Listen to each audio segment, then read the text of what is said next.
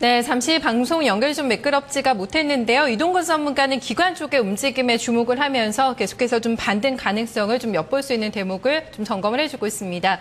그래서 해외통을 가보겠습니다. 이 간밤에 해외 증시도 약간 좀 밀리는 흐름이 나타났습니다. 계속해서 유로존 악재가 불거지면서 여러 가지 부정적인 이슈에 좀 흔들리고 있는 모습이 체크가 되고 있는데요. 내일장에 좀 반등 나올 수 있을지요? 남동환 부장과 함께 살펴보겠습니다. 부장님 안녕하세요. 안녕하십니까? 네, 반갑습니다.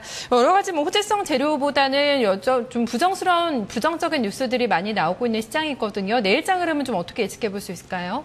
네, 유로존 소식에 따라서 안전자산에 대한 선호 움직임들이 자극되는 모습을 보이고 있습니다. 사이프러스와 이탈리아의 소식 등이 일단 좀 시장에 부담감으로 작용을 하고 있는 가운데 최근 고가대에서의 움직임들도 좀 부담으로 작용을 하고 있다 이렇게 판단이 됩니다.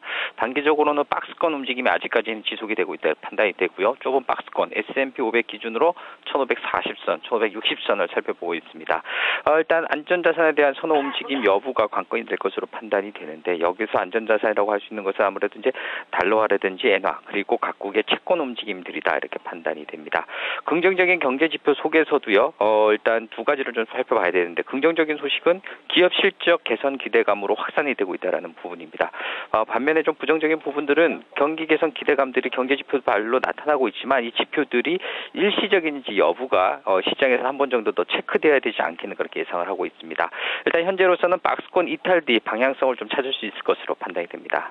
네, 내일장에 또 중요한 지표들이 많이 좀 예정이 돼 있죠. 일정 확인해 주실까요? 주간 신규 실업 시장 청구 건수 33만 8천 건입니다. 그리고 GDP 예상치가 예정이 되어 있는데요. 0.3% 예상이 되고 있습니다. 그 밖에 시카고 PMI가 56.5로 기준선인 50선을 상회를 하지만요. 이전치 56.8보다는 소폭 둔화가 됩니다.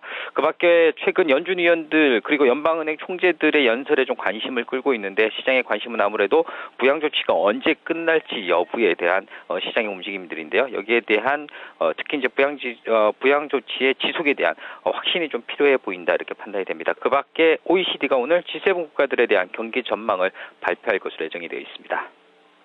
네, 오늘 말씀 잘 들었습니다. 고맙습니다. 네, 내일장에 또 GDP가 나옵니다. 예상치 대비 결과 어떻게 나올지 상당히 중요하게 또 시장에 영향을 미칠 것 같은데요. 확인을 해봐야 될 것 같습니다. 일단 재료적인 측면에서는 유로존 악재가 쉽사리 누그러질 기미를 보이지 않으면서 시장 조정으로 좀 이어지고 있는데요. 특히 금요일장에는 미국장이 성금요일의 날로 휴장을 하기 때문에 좀 악재에 조금 더 민감해질 수 있는 상황이라는 점을 감안을 하면서 또 내일장의 흐름을 살펴봐야 될 것 같습니다. 남동환 부장과 함께 미리 해외 증시를 가봤습니다.